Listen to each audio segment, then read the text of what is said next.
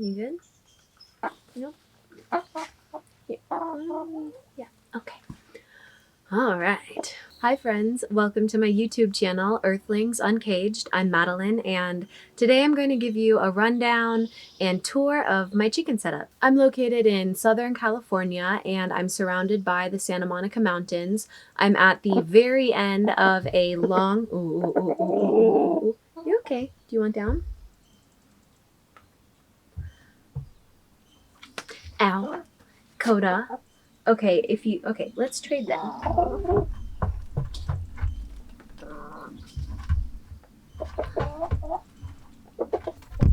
You wanna come up? You are a dirty boy, Dusty. All right, as I was saying, I'm located in Southern California, surrounded by the Santa Monica Mountains at the end of a very long road. I'm literally the last house, and I'm surrounded by wildlife. So there were a lot of predators to account for to make sure that my chickens are safe. I'm going to get into all of that and ways for making sure that my chickens live a enriched and exciting life. While keeping them within a safe enclosure. Hi, squirrel. I am a renter, which is something to take into account. If you're getting chickens, make sure to also check your county or local city ordinances for if roosters are allowed, how many chickens you are allowed to have. I had to be really mindful of not making any permanent changes to the property or attachments to the house. I kept in mind that I won't be here forever, and I will disassemble this at some point and rebuild a new and improved enclosure, taking into account everything I learned from this one. One last thing, I did build all of this by myself. I had minimal building experience.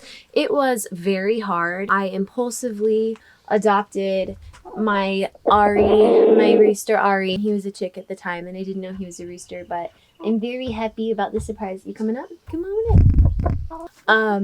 Thinking that I could easily get an enclosure and set up together by the time they were ready to move outside. That was not the case. They were almost full-grown chickens sleeping in my laundry room, which is why they still really love coming inside a lot, because they were so used to it. So I 1000,000,000% recommend getting your setup totally built before you get your chicks. It will just make your experience so much smoother and less stressful. You know, you think 8 weeks is enough time, but you're also juggling work and life, and you're doing a million runs to your hardware stores and researching as you go while taking care of your chicks and everything, and time just gets away from you. I also wanted to make sure that I was doing it right and that my babies were going to be totally safe. So I know that this is a common thing for people to do, adopt chicks before they actually have a setup. So just speaking from experience, I highly recommend having this all done before you decide to get chickens. Okay, without further ado, let's get started. There are kind of a few elements to my setup. This here is a approximately 7.5 by 15 foot run and coop. This area is what I put the most time into, making sure it was absolutely foolproof, predator resistant, and nothing was going to get in there. So let's get into that and we'll move out from there. I put a little step stool here. They can jump up, but I just wanted to make it easier. Hi, cutie pie. Ow. Here, why don't you just jump? You don't have to peck. You can just jump. I see you. Hi, girl. Come on. Come on. Come on. Yeah, okay. I'll hold you. All right. So, when you walk in, I put these cute little stepping stools that lead to their coop. These stools are just fun to have, and they like to wipe their beaks on it and stand on them. And then you can also put things like kale and corn cobs that still have the I don't know what you call it, like the casing around it underneath the blocks, and it weights it down so then they can eat from it without you having to hold it or secure it to anything else. As you can see, I put a lot of options for perching, and I made this little bench that they sit on. There are these two, what do you call these? What are those? What are those things? Window, like blinds, like shades, window shades. I found them in my neighbor's trash can. I asked if I could have them. These roll down, but I've kept them down because there are so many predators that walk outside here that the hens were getting stressed. So this just provides them with a little bit more of a sense of security and privacy. Everything is lined with hardware cloth, and then this has corrugated plastic roofing on top of it. This is 1/2 inch hardware cloth, and then I also did a double layer. I don't know if you can see here. We have a lot of rattlesnakes, and baby rattlesnakes can squeeze through smaller than 1/2 inch. So I went ahead and put, I'm going to set you down, girl. I went ahead and put 1/4 inch hardware cloth. I just double, here we go, you can see it, 1/4 inch hardware cloth in this too. I only did the 1/4 inch hardware, or the 1/4 inch hardware cloth 3 feet up, a 3-foot-ish height. And then I wasn't actually sure if hardware cloth was strong enough to withstand something like a mountain lion or a coyote or a bobcat. So in the front that faces my house, that's like really probably pretty unlikely that a predator would come into this area. I still put an extra lining and then a whole bunch of boards to kind of help secure that even more. But then on the other 3 sides, I don't know if you can see, I got this chain link fence from a different neighbor's trash pile.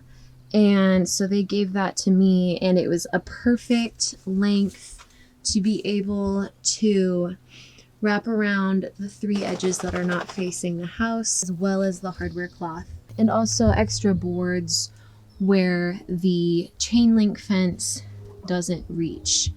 So I think this would be pretty dang difficult for any predator to get into. I trust it. I really do trust it. Coyotes have come right up to this. Bobcats, fox. There has been a mountain lion. So yeah, I really trust this. I'll show you guys from the outside too, in the back and everything. The entire ground is also lined with hardware cloth. You're gonna see this here. Because I have a lot of creatures that dig, a lot of ground squirrels that would compromise the integrity of the security. So the ground is also covered with this 1/2 inch hardware cloth. And I also, when I secured these posts 2 feet down with concrete, I dug a trench and lined about 1.5 feet deep into the ground with hardware cloth. I did learn that hardware cloth will rust over time, especially when it is put into the ground. But again, because I'm a renter and because this is not a place where we're going to be for too long of a time period, I think that hardware cloth is a totally fine option to secure underneath the ground and to create that barrier. But when I do create my permanent setup on my own land, I'm going to do the same thing where I dig the trenches 1.5 feet deep or so. I think I'm going to make a trench of concrete and then put hardware cloth still on the bottom. You pretty girl. As you can see, the chickens love their roosts. They're up here a lot, especially when they're inside this run if I'm not home. They definitely love to climb around and utilize all the little areas that I created for them. This is a massive rock that they love to climb on and stand on, especially my rooster. He likes to kind of, this is kind of like a watch spot for him. So the whole floor is lined with hardware cloth, as I said. And once I approached the rock, I cut it and folded it really tight around the rock. And then I took like these probably 8-inch or 12-inch, like really thick posts or nails or something. And I hammered them into the ground to keep that hardware cloth secure. If by the off chance an animal gets past the 1.5 foot barrier down and then somehow crawls all the way to the rock, they would still not be able to find a way into the enclosure. As far as their food and water goes, I only have 6 chickens, so I just have this one waterer. I really love it. You can find all kinds of things online. One of the things broke off, so I had to order replacements, but that was really easy. For them, I fill this about twice a week. I check it about twice a week. And then I clean those little things out. You just kind of whoosh your finger around and then flip it over and then it refills. And then I have a feeder. The little hook broke, so it's on the ground right now, but that's fine. It actually kind of worked because at first I was bummed that my rooster, these are not super rooster friendly for roosters who have really large combs and wattle like my handsome rooster does. So he can't actually really get his head in there.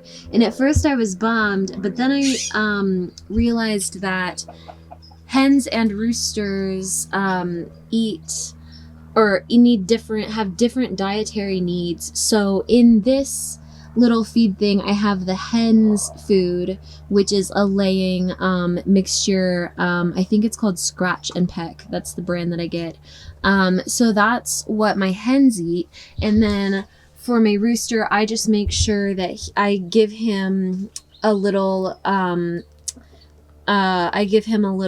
scoop of his own food every day, just morning and night. And I give him the Scratch and Peck grower food because that's just high protein and doesn't have an emphasis on calcium. So that seems to work. If you guys hear that and you know more than I do in that area, please let me know, because that was definitely a learning curve. The hens don't really eat his food because they have access to their food all the time. So then by the time I put a scoop of his food out, they're not really that interested in it.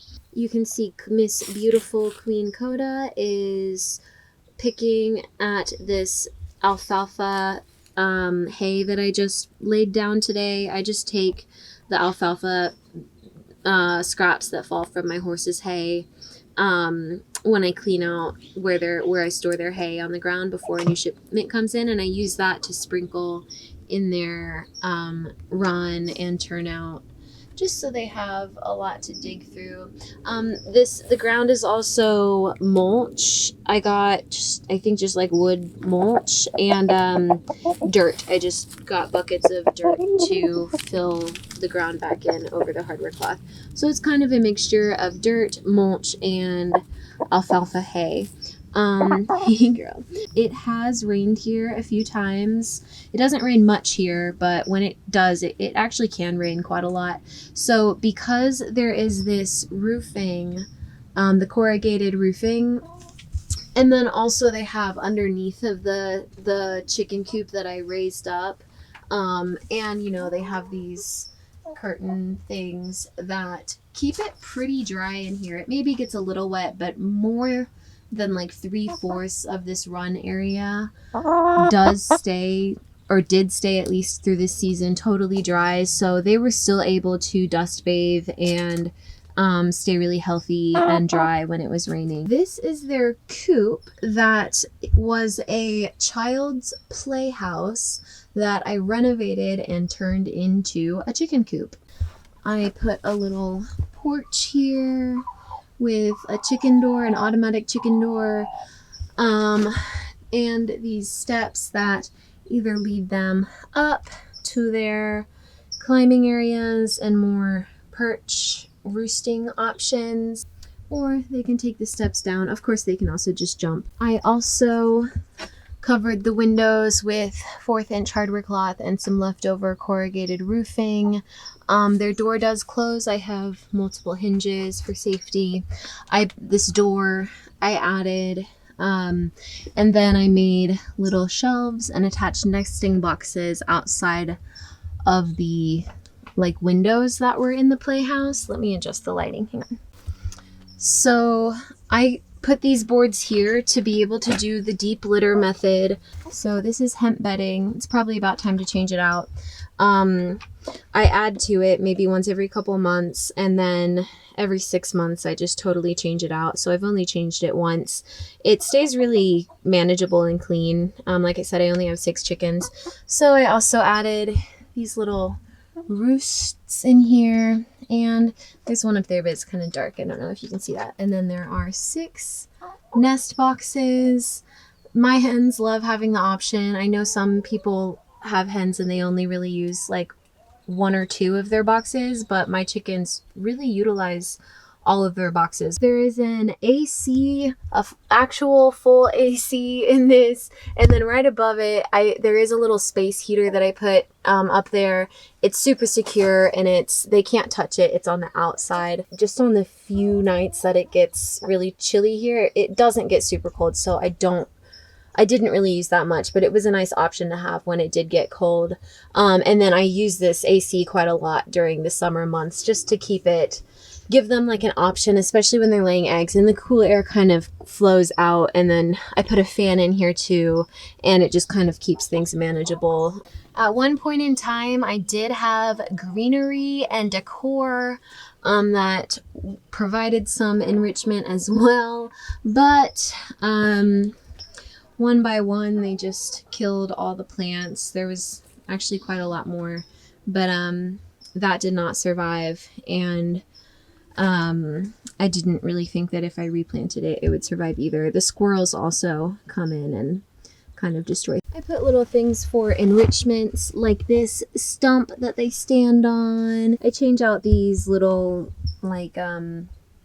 log bark things that I find just laying around, just to give them new things to climb on and new things to peck under. They love it. I will say that this coop, I made it really secure, but the emphasis of security, predator security, was really on the run that it's inside.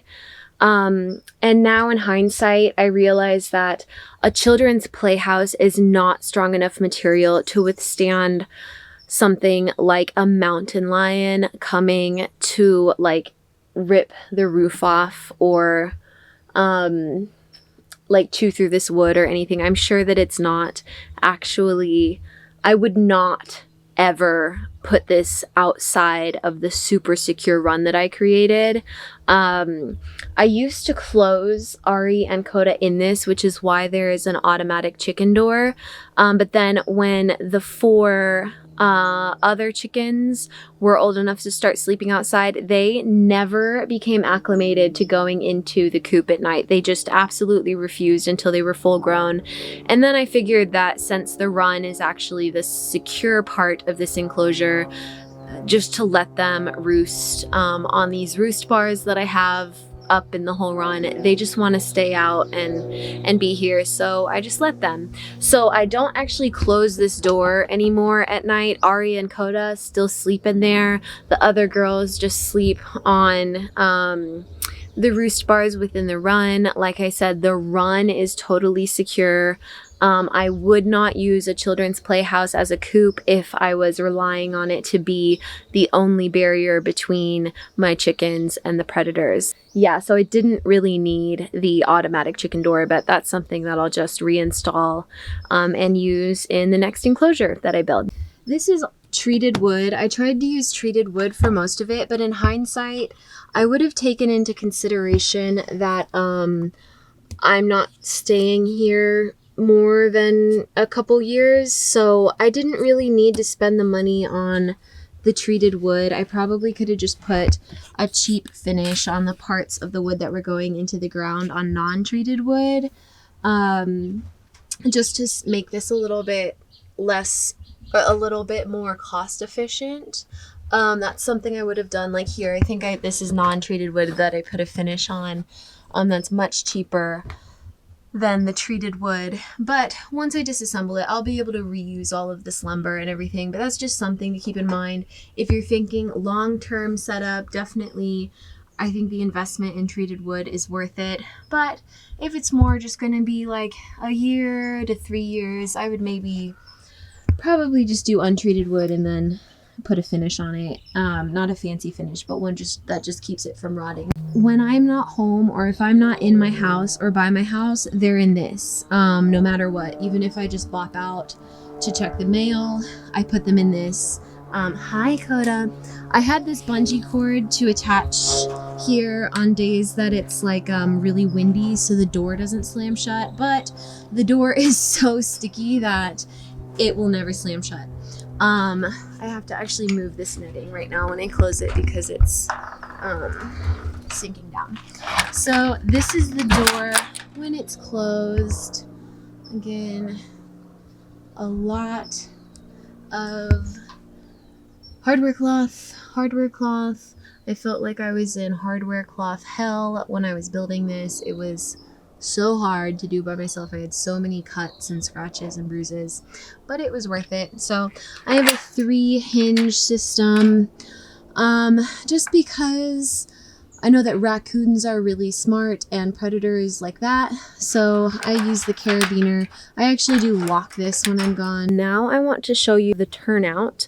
This is where I let the chickens when I'm home, mostly inside the house or like very nearby, within hearing distance of being able to hear if there's any alerts from any of the wildlife or my chickens that there's a potential predator. I only let them out into this area if I am home and right nearby. I wanted to make this area a chicken area because of the dual levels, so it kind of gives them a little bit more to explore and makes it a little bit more exciting for them, and they love walking along this board here. And they also have a really good sunshine spot during the day, but they are primarily under the shade. This is a pretty shady spot, so I was more concerned about the heat than the cold. But they definitely love to be able to get out and get sun. It's really sunken in right now, but I do have netting covering this area because we have a lot of hawks and owls. Again, I'm not really going to be here long term, so I'm probably not going to replace this, even though it's sinking in and has caught quite a lot of branches, which wouldn't be an issue if we weren't right next to the trees. But it would probably be something that I'd have to replace maybe like once every year or year and a half or so, just to make sure it's secure, because the squirrels have definitely there's like a hole here. This fencing pretty much consists of the same thing. There's 1/4 inch hardware cloth and 1/2 inch hardware cloth, as well as some leftover whatever that fencing is, that I use for my horses in my front yard a little bit. And then I put some boards on and secured it there. The perimeter was more secure, but the ground squirrels have really done a number on this. But I lined it with rocks, really big rocks. So hopefully any predator that comes, wouldn't immediately be able to get access. And like I said, I stay very diligent with being aware of any alerts that go off. And they're only out in this area if I am right nearby. I think it's about 6 feet tall, maybe taller, maybe 7 feet, because it's taller than me. So it is pretty tall, but it's probably not much for a bobcat. Again, you can just see how we are just facing the mountains. There's been like a fox sitting right there, just looking right at the chickens. Bobcats right here. Coyotes right here, all of it. So they also can walk around the corner and go here. They can walk through here, be in the sunshine. That was a blooming plant, but the squirrels and the chickens killed it. twice actually. It came back to life and then they killed it again. I love this here. I put this board here so they can just walk right up to my window. I definitely feed them snacks through this window. I love watching them stare at me throughout the day. It's so dang cute.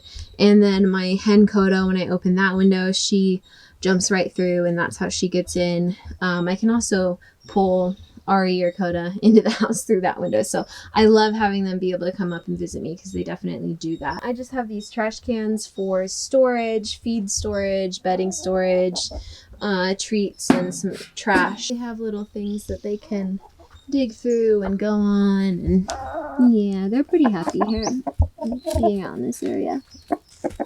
Pretty girl. Sitting so cute on the boards.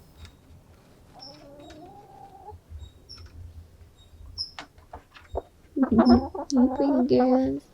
Hey, pretty girls. So the only one not out here right now is Sebastian. If you haven't watched my... Oh, you coming up? Okay.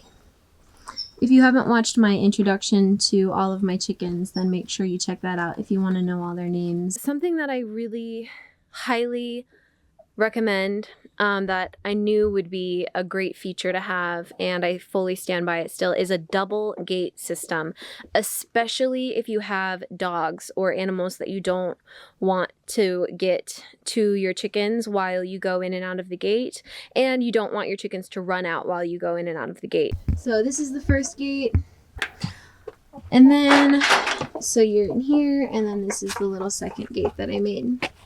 That is nice and easy.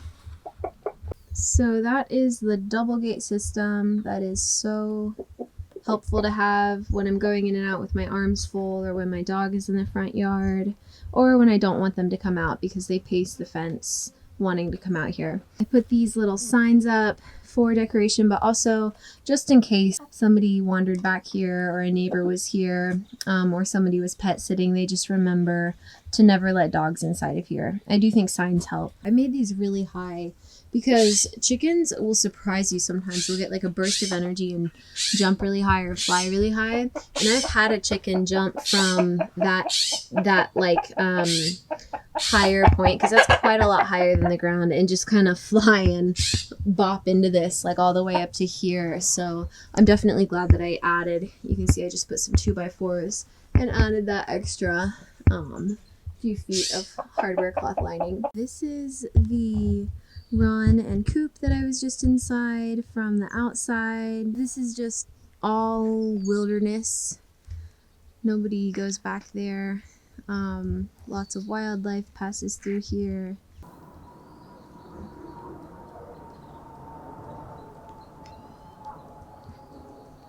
I'm actually going to let them out right now to show you guys kind of them pecking around in this front yard area.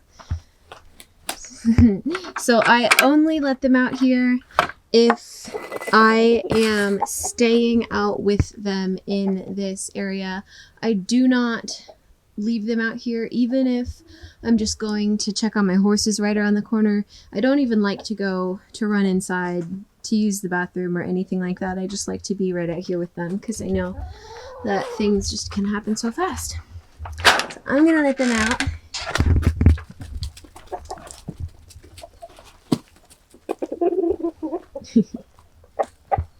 They absolutely love it. They love this plant. This front yard area gives them a lot more enrichments and opportunities to explore.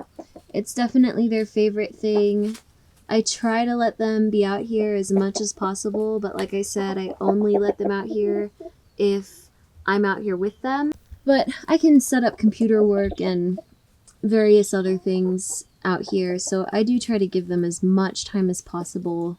Every once in a while they won't get out here during a day or for a few days in a row, but this is definitely a priority in our routine and in my routine to give them this time. They have this little area they can go in, and that whole space. Yeah.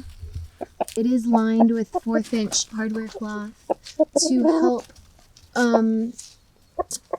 decrease the chances of a rattlesnake getting in here. However, there was a rattlesnake in here the other day. I always walk the yard now before I let the chickens out, so just to make sure. But that definitely helps add a little bit of security, but there are definitely ways rattlesnakes can get in here and other predators. So, oh, already found something.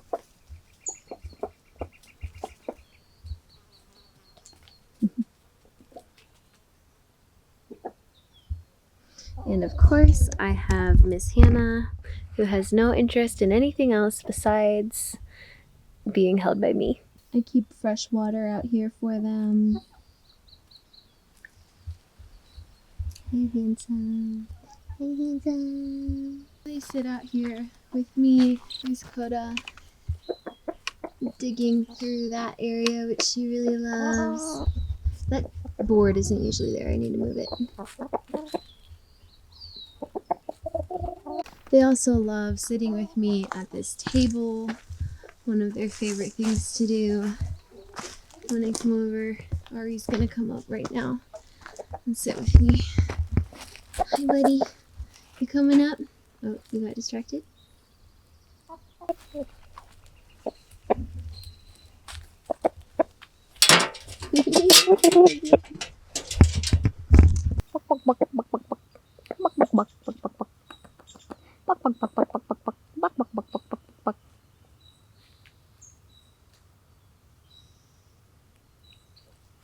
Here they are, just digging around and looking for bugs and living their best lives. They really love being out here in this area. They really.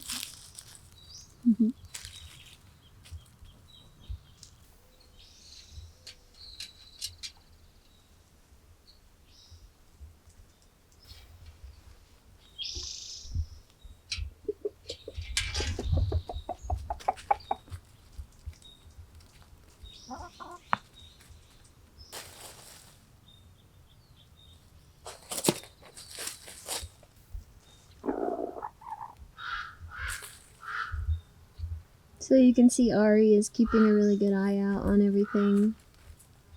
He's aware of the ravens that just flew by. Just keeping an eye on the perimeter.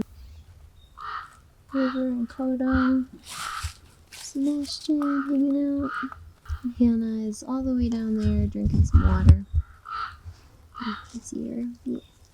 Yeah.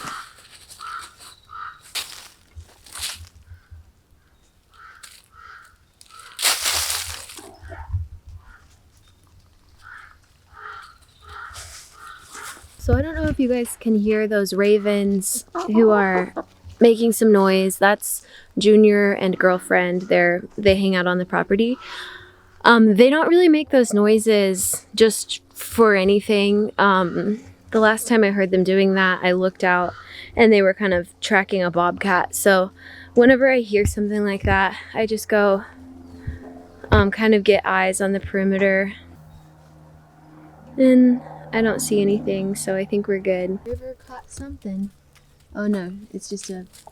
actually, I should get that from her. It looks like a piece of rubber. Hello, River. Sorry. Where is it? There you go. Yeah. So it was just a piece of a horse toy, actually, that my dog chewed up.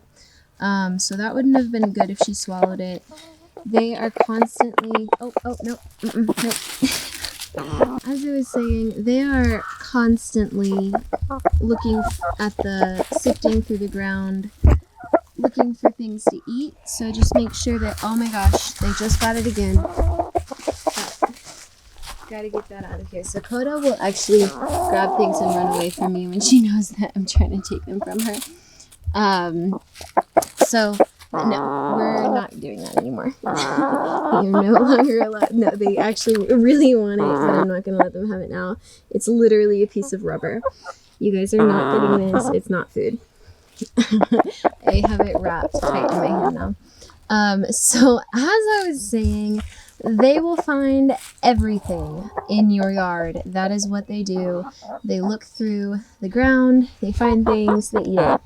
So just make sure that you always have eyes out for any little thing that they could eat and choke on, or that could cause them issues, because they will try to eat it usually. So that is why I keep this trash can right here to put things in a spot where they cannot get it, because I'm constantly finding things and I want an easy place to be able to put it. I hope that you guys had fun getting to see my setup and getting a tour of where my chickens live. Do you want to come up? Come on up. Come on up. If you're considering getting chickens, maybe it gives you some ideas of what to keep in mind. I definitely didn't really know what I was getting into when I got started. I did have chickens as a child, but all of our chickens were free-range chickens on a farm. We would oftentimes lose our chickens to coyotes or our dogs. Actually, most of the time at some point, the chicken would end up dying. And it was really sad because I loved my chickens when I was a kid. So when I made the choice to get chickens, my top priority was making sure that there's never any loss of a chicken due to predators, and that I was just taking into account all of their needs to keep them safe, while also providing them with a big enough space so they feel free and happy and entertained and like they have a lot to explore, and so they can fully be a chicken. There's lots to keep in mind. There are so many resources and good chicken YouTubers and books and things that you can look at before you decide to get chickens. I'm not an expert. I don't have a massive setup or a massive flock, but I have learned a thing or two, and I do think I'm in an area that is a bit more difficult to keep chickens in, just because of the nature of the terrain and the wildlife. By no means would I say chickens are just an easy, like, let me just go to the store and get a chicken and then kind of put it in a coop that I order online and call it a day. That's not what it is at all. There's so much that goes into it. It's costly, it takes time, it takes care. There's so much to learn as far as their diets, their treats, enrichments, diseases. The learning curve is endless, and it really is not just a throwaway kind of hobby or a something that you can be complacent with if you want to really give chickens a good life and a safe life, and a life that they're going to be able to enjoy for the duration of their lifespan, which is up to 10 years and in some cases even longer. So this isn't a short commitment. It's a full thing. So don't just go to the store and get your kid a baby chick just because they want it. Just make sure that you are prepared to invest and prepared to really pour your heart into it, because that's what they deserve. That's what every animal deserves if you're taking on the role of being a caretaker for them. Building this was very hard. It took so much time. It took so much physical strength. I did it all by myself. It took months. I thought I was going crazy at one point in time, just from the mess that my yard was in and all the trips I was doing to Lowe's and just the back and forth. I really wondered what I had gotten myself into, but I'm so glad I saw it through. I'm by no means trying to scare you away from having chickens. I fully support anybody who wants to jump into this, just as long as you are doing your due diligence and willing to really climb the climb and walk the walk. Yeah, one of the ravens just came up to say hello. Hi, Junior. He's so beautiful. Is everything okay?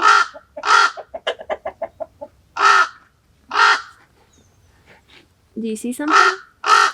Alright, well, that's my cue to go check the perimeter. I hope everybody is having a beautiful day. Peace and blessings. So much love. And I hope that you get to hold a beautiful chicken and feel its lifeless energy circulating into your heart and opening it up and bringing you so much joy. Okay, namaste. Bye-bye.